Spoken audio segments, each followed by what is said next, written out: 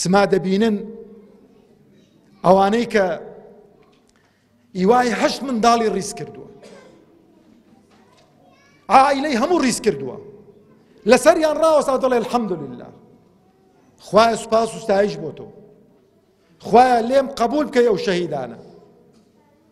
چما دەبینی گلەیەک لە حەماس بکاتن، دەبینی بڵێ وەلا خەتای حەماس بوو، دەبینی دەڵێ بڵێ حەماس ماڵی ئێمەی کاول کرد. ئەفەندی ئەتۆ لەسەر جێیەکی گەرمی،